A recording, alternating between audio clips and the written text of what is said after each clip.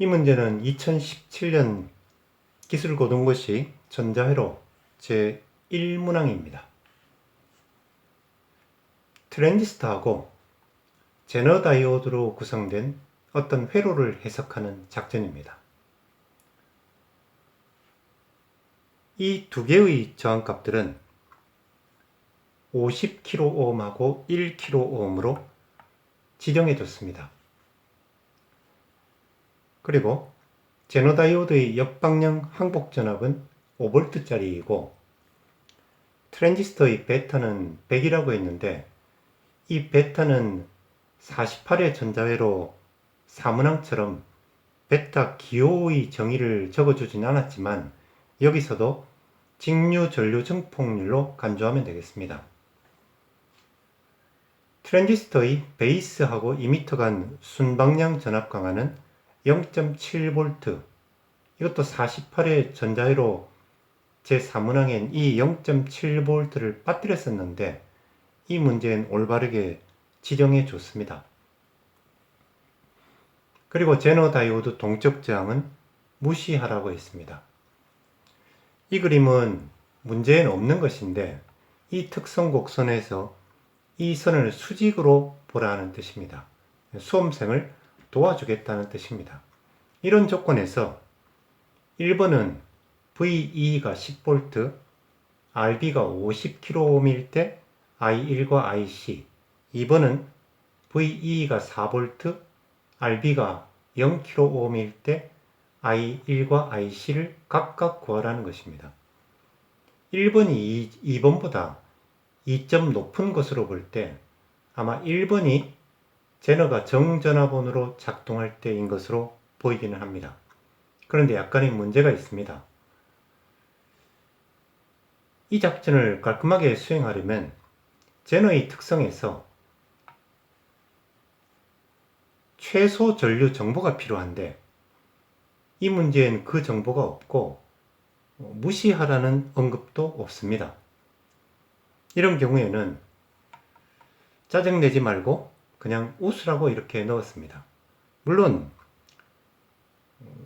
전술팀이 작전 수행에 필요한 중요한 정보를 제공받지 못하고 임무 수행에 나서면 전멸당할 수도 있습니다. 1번 문제를 풀면서 이 최소 전류 정보의 중요성을 알아보겠습니다. 1번은 VEE가 10V, RB가 50kΩ일 때입니다. 이 조건 하에서 등가 회로를 그려본 것입니다. 제너가 삶의 범위 내에서 취할 수 있는 행동은 오직 세 가지입니다.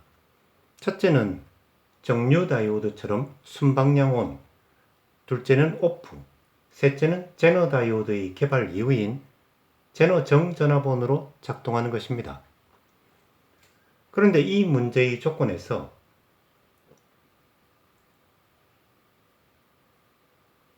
이 전압들의 크기를 보면 제너가 항복 영역에서 정전화번호로 작동할 가능성이 가장 높기 때문에 등가 회로를 먼저 이렇게 그려봤습니다. 이제 등가 회로를 해석을 해서 답을 구하고 이 가정의 정당성도 확인을 해 보겠습니다. 베타가 100이라고 했으니까 컬렉터 전류는 베이스 전류의 100배이고 이미터 전류는 101배입니다. 제너가 정전화번호로 작동하고 있다면 이 I1은 이렇게 구하면 0.1mA입니다.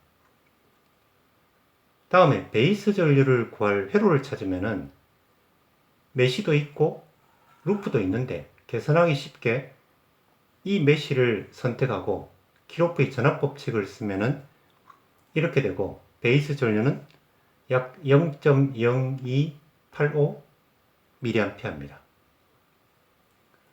그런데 문제의 소수점 이하의 처리 기준이 없기 때문에 대략 넷째짜리에서 반올림한 것입니다.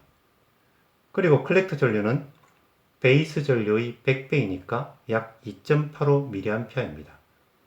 여기까진 특별한 문제 없이 임무를 잘 수행할 수 있는 것으로 보입니다.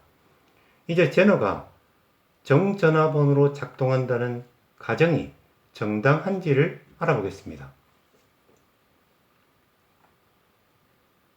우선 제너에 흐르는 전류를 계산하면은 키로프의 전류 법칙으로 간단하게 계산해서 약 0.0715mA 정도를 찾을 수 있습니다. 그런데 문제에 제너의 최소 전류를 값을 주지 않았습니다. 더구나 0보다 크기만 하면 무조건 정전화번호로 작동하는 것으로 보라는 지시도 없습니다. 시중에서 구입할 수 있는 제너 다이오드 매뉴얼을 확인해 보면은 제너가 항복 영역에서 정상적인 작동을 할지 다소 의문을 가질 수 있다고 보이는 값입니다. 그런데 문제에 사용된 제너 다이오드의 최소 전류 크기 정보를 제공하지 않았기 때문에 응시자는 그에 대한 판단을 섣불리 할 수도 없습니다. 만약 그렇다고 해서 제너를 오프 상태라고 가정하고 회로를 해석하면 제너 양단의 전압이 7.69V 정도 나오니까 전압만으로 보면 오프라는 가정에 맞지 않습니다. 이런 경우에 알맞은 처신을 생각해 보면 문제의 구조로 보면은 1번과 2번 두 가지가 있는데 2번은 제너가 오프인 경우입니다. 그러니까 2번보다 2점을 높게 배점한 1번을 오프로 설계했을 가능성은 지극히 낮다고 보이고 결국 이 1번은 제너가 정전압본으로 작동하는 경우로 만들었다고 보이는데 단지 최소 전류 크기가 문제인 것입니다. 그래서 이런 경우에는 화를 내지 말고 자필로 이 경우 제너 항복 영역에서 제너 전류의 크기가 0보다는 크지만 크기가 좀 작아 보이는데 문제의 제너의 최소 전류 자료가 없기 때문에 어쩔 수 없이 이렇게 구했습니다. 그런 뜻으로 자신의 의견을 쓰는 것이 좋다고 보입니다. 이렇게 된 원인은 이 저항의 크기를 과도하게 정했기 때문입니다. 이번은 VE가 4V, RB가 0kΩ일 때입니다. 이 조건에서는 이 4V가 제너 항복 전압보다 낮으니까 제너가 오프일 가능성이 제일 높고 그래서 오프라는 조건에서 등가 회로를 그려본 것입니다. 등가 회로를 해석해서 답과 정당성을 보겠습니다. 1번과 마찬가지로 컬렉터 전류는 베이스 전류의 100배이고 이미터 전류는 101배입니다. 이 경우에는 I1과 IB가 같기 때문에 이 메시에 대해서 키로프의 전압 법칙을 사용하면은 이렇게 되고 베이스 전류는 약 0.0219mA입니다. 그러면 컬렉터 전류는 베이스 전류의 100배이니까 약 2.19mA입니다. 이제 제너가 오프로 작동한다는 가정이 정당한지를 알아보겠습니다. 이 경우에 제너 양단 전압을 계산하면 역방향으로 약 2.9V 정도입니다. 그러니까 역방향으로 항복 전압 5V보다 작고 가정은 오프 상태가 맞습니다. 이 경우에 제너가 다른 상황에 있다고 가정하고 회로 해석을 해보면 그 가정이 틀렸다는 사실을 쉽게 증명할 수 있습니다.